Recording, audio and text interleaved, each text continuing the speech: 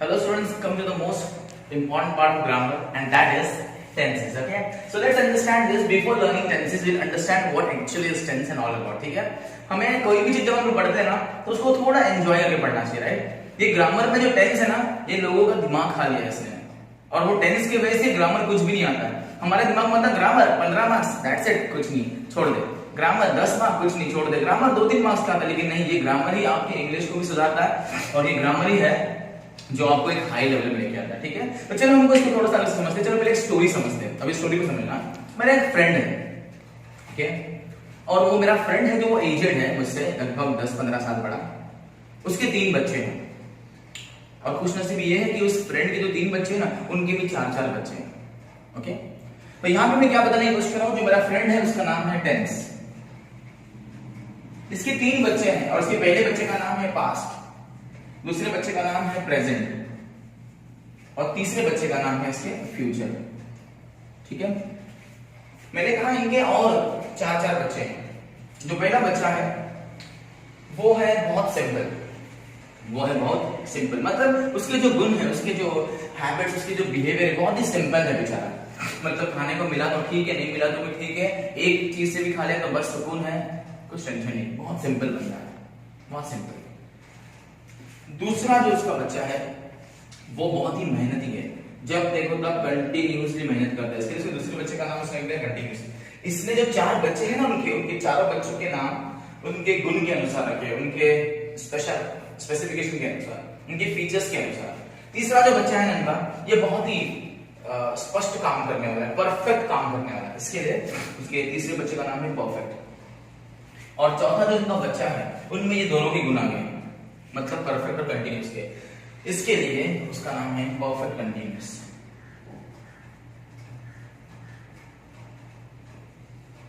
समझ लेते हैं इस बात को।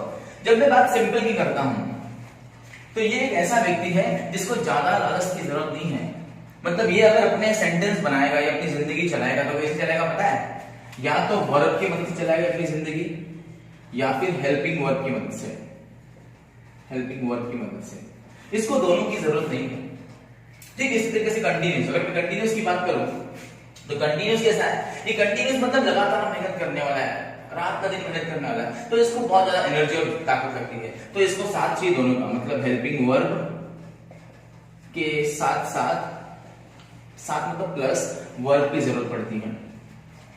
और यहाँ पे जो परफेक्ट है, अगर ये काम एकदम परफेक्ट तरीके से करता है तो इसको भी दोनों की जरूरत लगती है, मतलब हेल्पिंग वर्ब की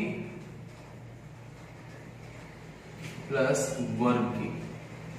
यहां पे जो परफेक्ट कंटिन्यूअस है, तो इस तरीके से जब ये प्रेजेंट जो है, दूसरा उसका बेटा, मेरे दोस्त का दूसरा बेटा, जब वो प्रेजेंट देखता है तो उसे ये तरीका बहुत पसंद आता है। वो बोलता है जिस तरीके से पास्ट ने 4 बच्चों के नाम रखे उनके गुण के अनुसार, मैं भी वही करूंगा। इसलिए प्रेजेंट भी वही करता है। उसका जो पहला बच्चा होता है बहुत सिंपल होता है तो उसका नाम रखता है सिंपल, दूसरे का नाम ले देता है कंटिन्यूअस, तीसरे का नाम परफेक्ट और परफेक्ट कंटिन्यूअस। फ्यूचर को भी ये अदा बहुत पसंद आती है, इसलिए फ्यूचर भी क्या करता है? फ्यूचर भी वैसे ही नाम रखता है। मतलब इतना तो हमें समझ में आ गया, टेंस है, टेंस के अंदर पास्ट, प्रेजेंट और फ्यूचर है, और इन तीनों के अंदर है सिंपल, कंटिन्यूअस, परफेक्ट कंटिन्यूअस और परफेक्ट, या फिर परफेक्ट एंड परफेक्ट कंटिन्यूअस। तो ये 4 बच्चे हैं, ये 3 बच्चों के। सबसे पहले बाप कौन है? टेंस, इसलिए हम कैसे बोलेंगे? पास्ट सिंपल टेंस, या फिर पास्ट कंटिन्यूअस टेंस, या फिर पास्ट परफेक्ट टेंस, या फिर पास्ट परफेक्ट कंटिन्यूअस। मैंने बताया प्रेजेंट को भी तरीका पसंद है, तो प्रेजेंट को भी किया, उसने क्या किया? Present simple tense, present continuous tense, present perfect tense, present perfect continuous tense. Future में कोई किया? Future simple, future continuous, future perfect, future perfect continuous.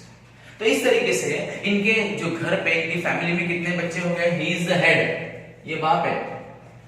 This is 1 2 3 1 2 3 और इनके 4 मतलब 12 पार्ट्स हो गए बेसिकली। 12 मतलब एक फैमिली में 12 हिस्से हो गए बच्चों के, 12 पार्ट्स। ठीक है, तो इस तरीके से मैंने आपको सिर्फ इतना बताया अभी तक कि टेंस बनता कैसे, उसका बाइफर्केशन कैसा है। इसके अंदर घुसने के लिए और भी बहुत इंटरेस्टिंग चीज है, मैं आपको अभी बताता हूं वो क्या है। अब यहाँ पे देखिए पूरा खेल है वर्ब और हेल्पिंग वर्ब का, पूरा टेंस बनाई है वर्ब और हेल्पिंग वर्ब का। ठीक है, इसके लिए अब हम थोड़ा विस्तार में हेल्पिंग वर्ब और वर्ब को समझते हैं। ओके, सिंपल के लिए कॉमन फॉर्मूला है, वो है subject plus verb plus object. लेकिन यहाँ पे वर्ब को दो पार्ट्स में डिवाइड किया हुआ है, वो है वर्ब मतलब मेन वर्ब, और दूसरा है हेल्पिंग वर्ब। अब सिंपल की एक खासियत है, अगर मैं पास्ट और प्रेजेंट की बात करूँ तो उसमें या तो हेल्पिंग वर्ब आएगा या तो सिर्फ वर्ब आएगा, दोनों साथ में आएगा नहीं। ओके, दोनों साथ में आएगा नहीं। अच्छा, वो चारों बच्चों की स्पेशलिटी तो हम समझते हैं। सबसे पहले समझते हैं सिंपल के बारे में, ठीक है। मैंने आपको पहले ही बताया था, सिंपल के सेंटेंस बनाते समय, सिंपल एक ऐसा बच्चा है कि जिसके सेंटेंस बनाते समय उसको सबकी इच्छा नहीं है, या तो वो वर्ब से अपना सेंटेंस बना सकता है या हेल्पिंग वर्ब, दोनों की जरूरत पड़ेगी नहीं। मतलब सिंपल एक ऐसा सेंटेंस है जो या तो वर्ब की मदद से बनेगा या फिर हेल्पिंग वर्ब की मदद से बनेगा, हेल्पिंग वर्ब की मदद से बनेगा, ठीक है। अगर सिंपल वर्ब की मदद से बनता है तो कैसा बनेगा, इसको हम समझते हैं।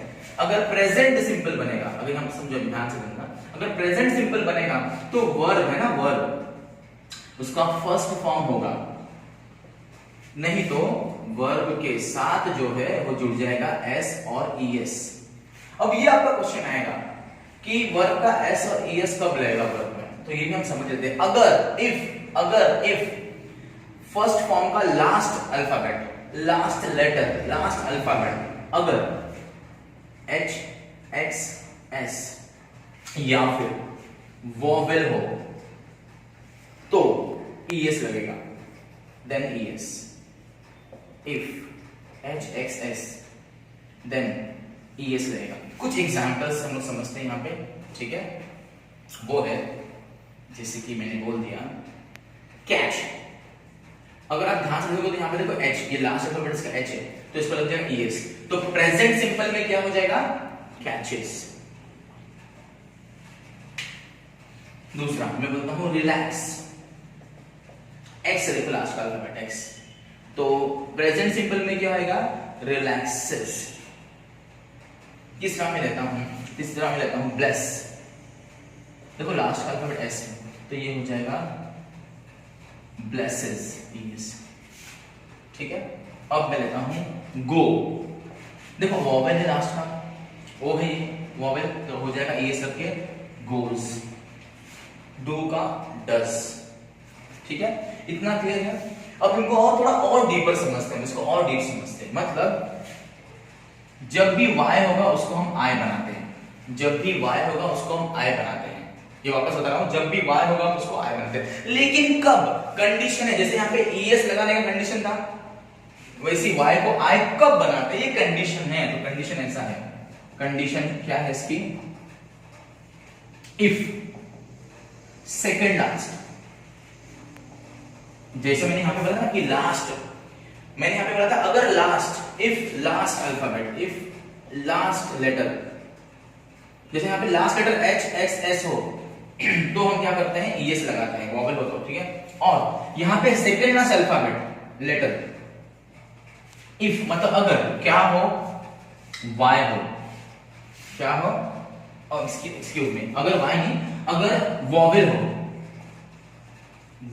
हो तो हम नहीं लगाते, वाई को आई नहीं बनाते। लेकिन if vowel is not there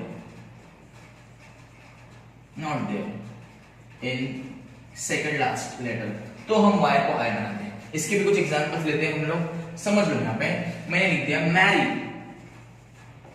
अब ध्यान से देखिए लास्ट में वाई को हमको आई बनाना है, लेकिन वाई को हम आई कब बनाते हैं, अगर उसका सेकेंड लास्ट अल्फाबेट वोवेल ना हो तो, if vowel is not there, not मतलब नहीं हो तो हम लोग ध्यान से देखिए कि आर वोवेल है, आर वोवेल नहीं है, आर वोवेल नहीं है, इसीलिए नहीं है, इसके लिए हम आई लगाएंगे, तो ये हो जाएगा M A R R I, और आई तो अभी वोवेल है तो ईएस लगाएंगे हम लोग, तो ये हो जाएगा मैरीज।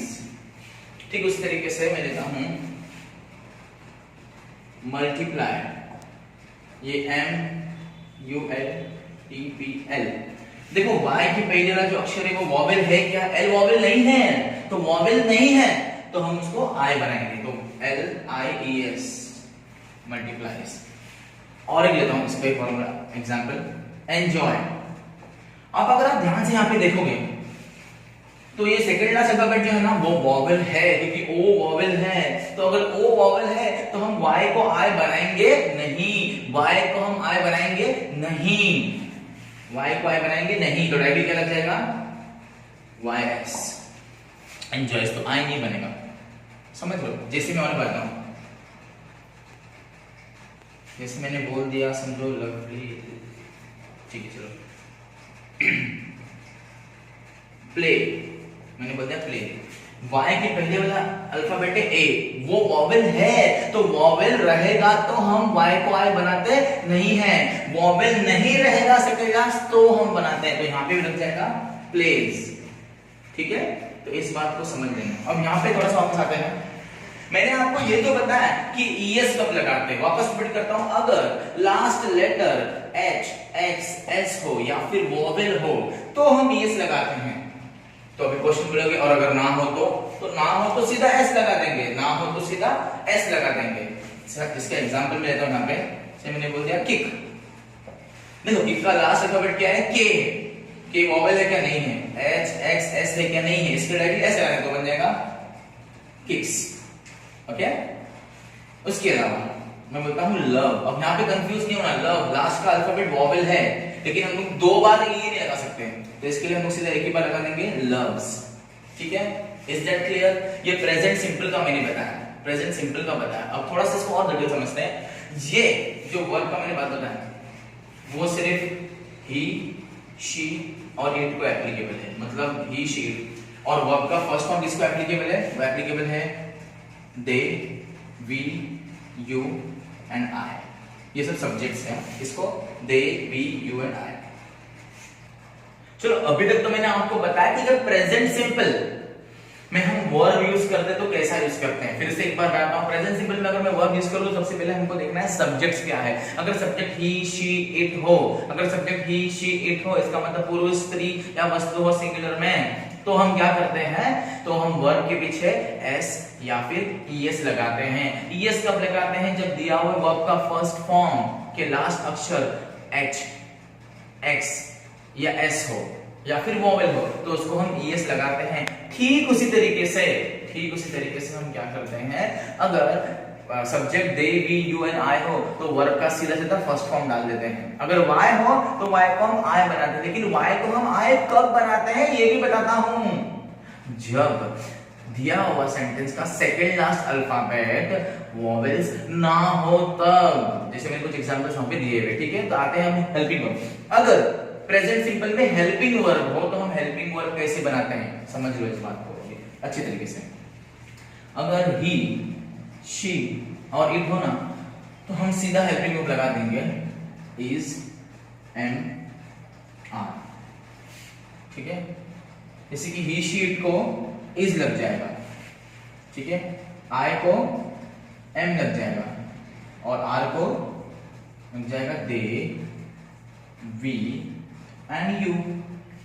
ये हेल्पिंग वर्ब में इतना ही सिंपल है, he is, she is, it is, they are, we are, you are, I को एम, इससे बन जाएगा अपना प्रेजेंट सिंपल। लेकिन फिर अगर हेल्पिंग वर्ब लग गया तो वर्ब लगेगा नहीं, इसीलिए तो उसको सिंपल बोलता हूं कि वो एक ऐसा बच्चा है जो बहुत ही सिंपल है, जो दोनों के साथ नहीं किसी भी एक के साथ गुजारा कर सकता है, या तो हेल्पिंग वर्ब के साथ या तो वर्ब के साथ, या तो माँ के साथ या तो बाप के साथ, उसको दोनों की जरूरत नहीं है। लेकिन कंटिन्यूस और परफेक्ट को दोनों माँ और बाप दोनों की जरूरत है।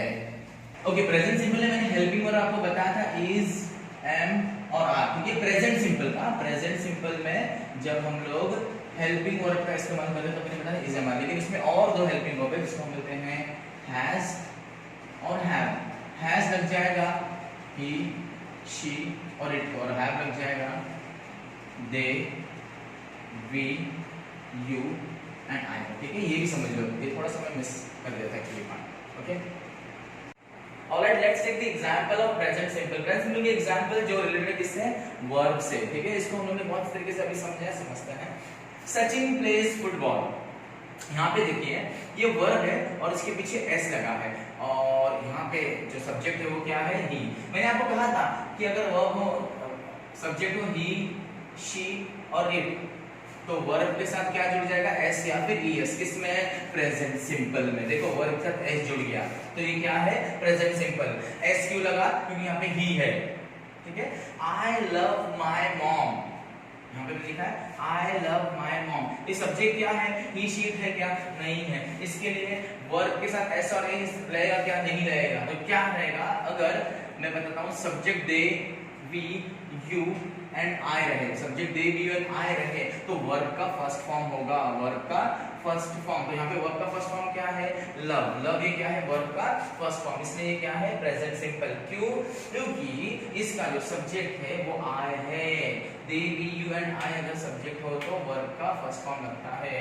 अब मोहन, मोहन कौन है, हम सबको पता है ही, तो एस लगना चाहिए वर्ब को, ये वर्ब है, इसको लग गया एस, कॉल्स। देखो एस और एस, ठीक है, समझ रहे हो, गुड।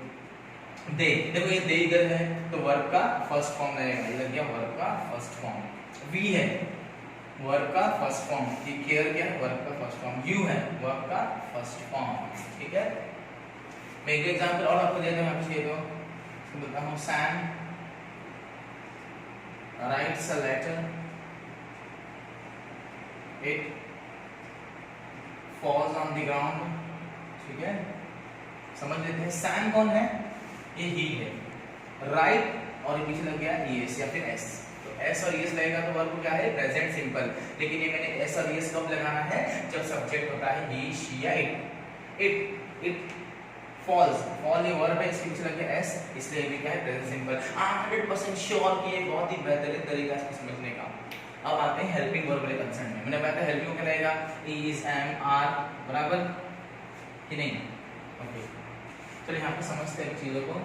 शी इज आ गया, जब भी हेल्पिंग वर्ब लगेगा प्रेजेंट सिंपल बनाने के लिए, उसके आगे क्वालिटी होगा। क्वालिटी मतलब गुण, क्वालिटी मतलब गुण। तो यहाँ पे ब्यूटीफुल क्या है, क्वालिटी है, राइट।